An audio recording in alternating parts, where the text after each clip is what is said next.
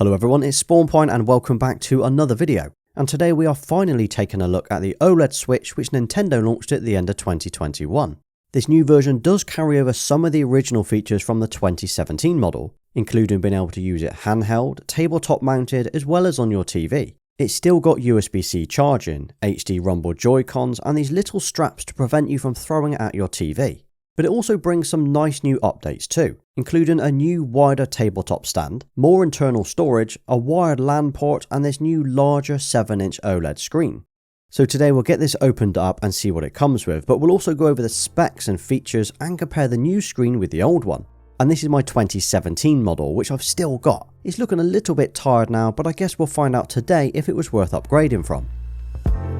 And here's the box. It's almost square this time, unlike the more rectangular box we had on the original. And as you can see, I've gone for the white version this time instead of the neon. But let's see what we get inside the box.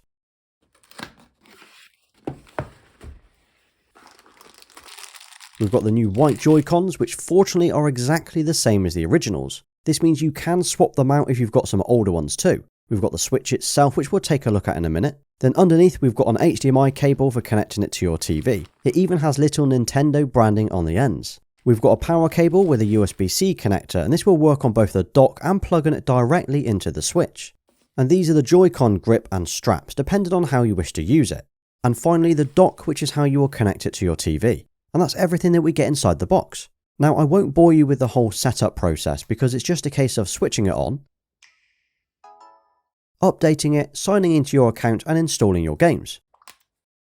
Okay, so first impressions though, this screen looks incredible. So one of the main reasons, in fact probably the only reason you would choose this model over the original, is for the screen. This new 7-inch OLED screen is the selling point. It's bigger, brighter, more vibrant and has better viewing angles. And if you've seen any of my other gaming related or TV videos, you'll know how much I like OLED. And the Switch's OLED screen does not disappoint. Everything I've played on this so far just looks great. Now although it does look great, it's still limited in its resolution. It's not 4K as some people might expect, it's not even 1080p, it's still displaying everything at 720p. It would have been great to have had this improved with this new release, but maybe we'll see that next time.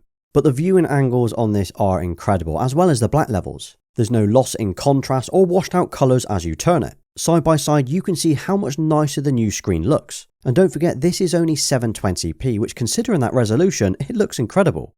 But it's not just the size of the screen or the quality of the screen that's improved, it's the smaller frame or bezel around the edge. It instantly makes it look cleaner and newer. In fact, it actually makes the older model look dated when comparing the two side by side. And something I've always added to my screens is a screen protector.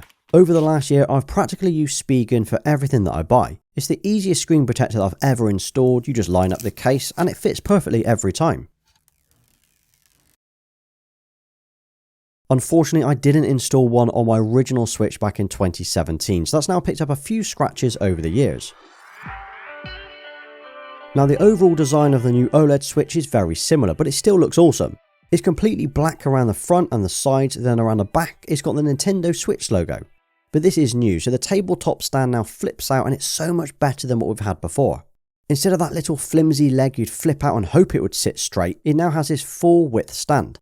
You can pivot it too, so you can angle it almost any way that you need. Under the stand is a micro SD card slot. It does come with a 64GB of internal storage, but you can use this to add up to 2TB of additional storage. Looking around it, there's a USB-C port at the bottom for both docking and charging. We've got the power button on the top along with the volume buttons and headphone jack. Then finally we've got the little cartridge slot on the right hand side, and that's for your physical games. That just flips open and you can push to install or remove your games. But overall it feels nice to hold. I wouldn't say it felt any heavier than the original, but it is about 20 grams heavier, but not enough to notice. Size wise it is practically the same, although it is technically 1/10 of an inch wider. That's not bad considering the larger screen that we get.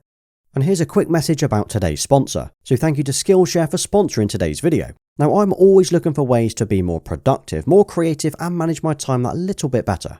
I'm pretty good at managing my time, but that's not to say I can't learn more in 2022. And that's where Skillshare comes in. So I've recently revisited the class Productivity Masterclass, and that's a class by Ali Abdaal. This class covers topics surrounding time management, motivation and multitasking, something I'm always looking to improve upon when balancing my work, YouTube and family life. But the one lesson which really stood out to me was the productivity equation. Everything that we do has to be fun, otherwise finding the time and motivation can be really difficult. If you've not heard of Skillshare, it's an online learning platform which has thousands of classes available. Whether you're interested in video editing, creative writing, web design, or any of the other categories, there will definitely be something for you. So, the first 1,000 subscribers to click the link in the description will get a 1-month free trial of Skillshare so you can start exploring your creativity today.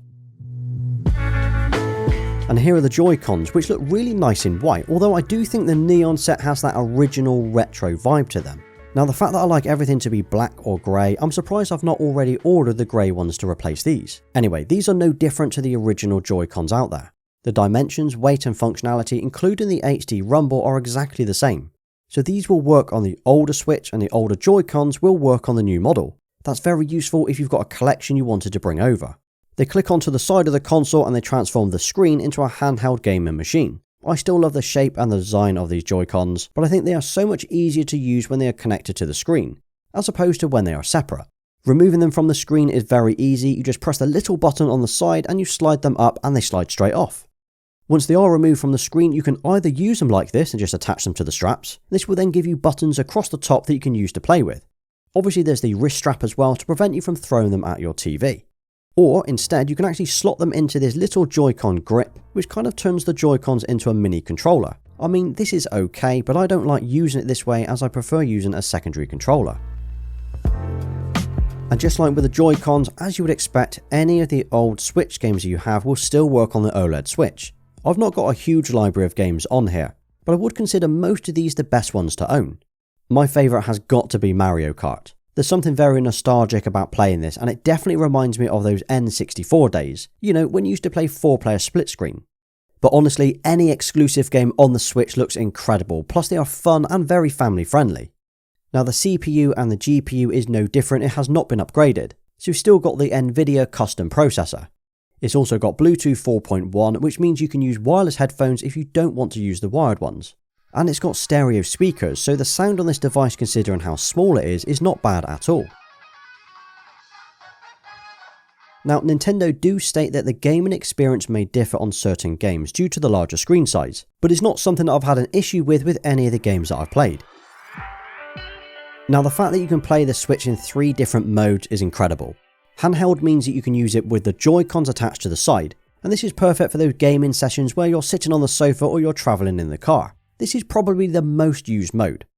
Then there's the tabletop mode. This uses the little stand on the back, and it means you can flip it out and place it anywhere with a flat surface. This is ideal for gaming while you're sitting at your desk or your kitchen table, or even if you're on a plane or a train if you're travelling this year. The final mode is docked for the TV. You slot it in, connect it up to your TV, and you're now gaming on the big screen. The advantage of gaming this way is you can play it in 1080p, not just 720. It's still not 4K, which, let's be honest, is pretty surprising for games consoles today, but it's okay. As for the dock itself, this is what we use to connect it to the TV. It's also how you can charge it and connect it to your network via the LAN port. There are USB ports on the side, and if you remove the lid on the rear, you've got other ports available. This includes the power input, HDMI out, and the LAN input. This LAN port is new, it wasn't on the old version, and it can now be connected both wired and wirelessly. Using the dock allows you to also use the 5.1 audio output via HDMI to your TV. And when the Switch is docked, it will charge itself. And the bottom of the dock has this grippy texture to it, so it could prevent it from slipping around while you're pulling the Switch in and out. Well, let's quickly talk about the Switch battery life. Well, it lasts about 5 to 9 hours depending on how you use it. That's no different to the older one, so it doesn't have a larger battery. And I think that is probably enough for most people to use it every single day. Now, as it's got a USB-C port, it means you can either charge it using the dock, you can also plug the power cable directly into the Switch, or you can use any other USB-C cable you've already got. And charging it will only take around 3 hours to do. So that was the new OLED Switch, and what an awesome little console. But is it really worth buying? Well, the short answer is yes, 100%. If you don't have one already, I would recommend picking up the OLED version versus the non-OLED model. The larger, brighter and nicer looking screen is definitely worth it. But if you only plan on using it docked, it doesn't really matter which one you go for. The experience via your TV is no different and the games won't look any different. But if you've got the older one and you're wondering, is it really worth upgrading? I guess that comes down to personal choice. I'm pleased that I bought the new one. It won't run or play any differently, but it looks good and the new screen looks awesome. And what do you think? Are you a fan of the Switch? And do you have any recommendations for games I should be playing? I also think this could be my first ever Switch video on the channel, so depending on how much you like it, I might do some more this year. Well, you just made it to the end of today's video, so thank you for watching. And if you drop a Switch or OLED Switch in the comments, depending on which one you would go for, I will give you a thumbs up. And here's another couple of videos you might be interested in watching next. Don't forget to hit that like button, subscribe to the channel and turn notifications on so you don't miss my next upload. You can also follow me over on Instagram and Twitter. Until next time.